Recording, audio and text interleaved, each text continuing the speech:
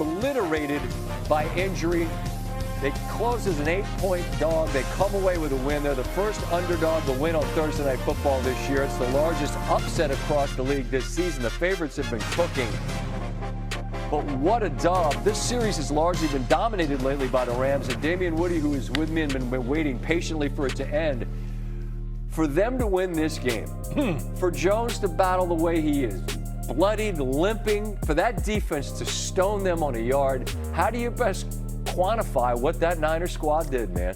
It's hard to put into words what the 49ers did tonight. You just think about all the injuries that the 49ers have sustained. We talked about it upstairs when we were watching the game. And have Mac Jones 3-0. 3-0 this year. He's been playing unbelievable football. Neither team could really run the ball. It was really on both quarterbacks, but Mac Jones was just phenomenal. And that Rams defense couldn't really get to him for most of the game. And so shout out to Kyle Shanahan for the game plan, getting the ball out of his hands quick. And all it takes is just sometimes these games come down to one play. The NFL has become all the kids that play Madden and just go for it on fourth down all the time, right? You play, I'll take it back to the day with Tecmo Bowl. Just the hell with it. We're going for it on fourth down. But that's sort of the game these days. And 4th and 1, you tie it and you give it back to them in San Francisco, who's been death by 100 paper cuts all night, could drive down, and Pinheiro has already made a bunch. Do you like the decision to go for it? Before we know what happened, do you like the call? I do like the call. So do I. I like the call.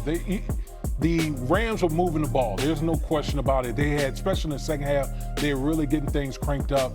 But you got to give credit to the 49ers in that situation. They absolutely stoned them at the line of scrimmage. And that had to be an exhausted defense who had mostly been on the field. I mean, They got 3 plays of rest. Granted, there were 3 timeouts in between each of the Niners' plays after they got the fumble recovery. I like the call. I just don't know if I like the run into the middle of that line when I've got Puka Nacua, I've got Kyron Williams out of the backfield, I've got Devontae Adams. I don't like the call. I don't mind going for it, though. I would agree with you. I would have rather gotten on the edges of the defense, not just sitting up in the middle where you got Fred Warner and all those big bodies in the middle of that defense. All right, let's hear from Trent Williams, who is with Lindsey Theory, after he did a masterful job versus an absolute wrecking ball. Yes. This Rams team came into this night with the most sacks in the NFL, and for the most part, they kept their hobbled backup quarterback upright. Here's Williams. Trent, a game-winning stop from your defense. What did you see? The ball, man. It was a tough game. Divisional opponent. That offense is clicking on all cylinders, but they made the play. You guys come in without Brock Purdy, without most of your starting receivers. How do you pull off a win? Next man up.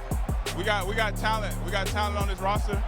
Obviously, it hurts to not have Brock, Kittle, Ayuk, Ricky, but it truly is a next man up league. And, that's the only thing you control is when you get your opportunity to make the best out of it. Trent, you've been a part of many of these Rams-Niners rivalry games. Where does this one rank? Woo! It's up there. It's up there. But like you said, we've had a lot of battles. So, I can't say that it's number 1, but it's up there. Congratulations on the win. Thank you. All right, thank you. That's a vet who's seen plenty of different battles. He knows. I mean, you could say next man up, and of course it is, because you got to field a team. But the next man up isn't the guy he's replacing. And so to win in this fashion, flying back home, short win, but that's got to be as satisfying a win. And I'm just interested, Damian, how does a win like this, when the next men up really do show out in this manner, how does that propel a team forward? Oh, it absolutely does. And it's so gratifying when guys who are thrusted in roles to go out there and play ball, make big plays in the game.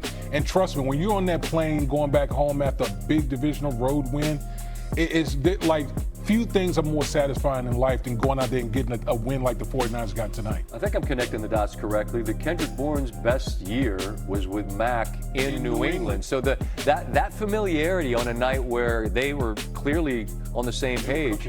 I know I don't have a ton of time. I just surprised the Rams they just never seemed to take away. It was just under. I'm going to make you throw it over my head. I just couldn't get over why they wouldn't do that. I don't know. I don't remember one time where the Rams just really, they pushed the ball down the field. They mostly didn't have to. They didn't. They didn't. You credit to Mac Jones for getting the ball out of his hands quickly. How many first downs did they have? Just, excuse me, this is great television as I peruse the stat sheet.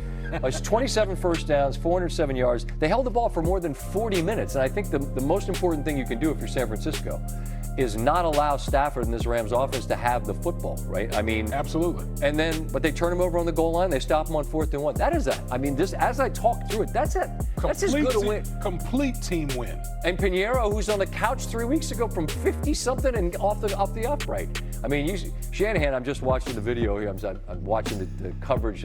Shanahan was a lot of expletives, but the emphatic, like, F yeah. And I get it, man. To win like this, I mean, it can't be more satisfying a win than when you're down to the guys that we're down to. That NFC West may be the toughest division in football. Well, I'm saying right now, there's not one bad team in the bunch. Not Even one. like Arizona last week, you still had to play for 60+ because they managed to come back and tie that game against Seattle.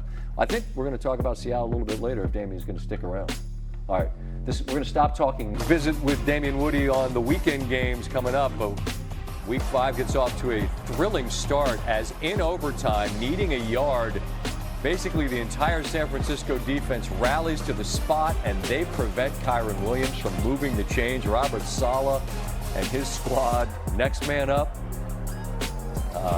Lynch and that front office is happy as well. You know what that means to get that one on the road in the division as undermanned as they were. All right, Philadelphia 4-0, welcoming Denver on a short week at 2-2. We agree that being 4-0 is what matters. And the fantasy football things that people are worried about maybe don't matter, but there are some things about Philly, not to nitpick, but concerns that you want to see them address. What are they? Yeah, listen, first and foremost, the run game. That's where they usually hang their hat. They're a run-first team. Saquon Barkley is off to a slow start. Is that O-line concern? Yeah, there is. They're not playing as well as they were last year. Okay. So that's number one. And I think number two, all the noise surrounding A.J. Brown and Jalen Hurts. Everyone talks about all the targets that A.J. Brown is getting. But like I've said, all targets aren't made the same. And I think if you look at how they're deploying him and what they're throwing him, it's predictable in the way in which they're trying to get him the ball. He is too good of a player for it to be that predictable. They need to move him around and do more things with him on the outside. So I think, listen, you're 4-0. Of course. That's the great thing, but there are things for Philadelphia to clean up. We had this conversation on Monday Night Countdown. He feels to me like a shooter in the NBA. The difference is you could just give the shooter in the NBA the ball and say, go ahead and get a bucket. And then I think when you touch the rock, Larry Fitzgerald, who's going to the Hall of Fame, told me, I become a more willing blocker when you throw me the football. That's right. What kind of test does Denver present? Big test because their defense, Scott, they got dudes on all three levels of their defense. And so they can get, Nick Benito, Zach Allen, those boys up front. PS2? Yeah. Like they got some dudes now. So this is going to be a big challenge for a Philadelphia offense that too many times disappeared during the game. Probably going to need a completion in the second half to beat them, I would guess. But Philadelphia's like, hey, we played 4, we won 4. All right, we got 2 minutes left in show, and a good one between the Buccaneers and Seattle. Both are 3-1. You got quarterbacks from the same draft class.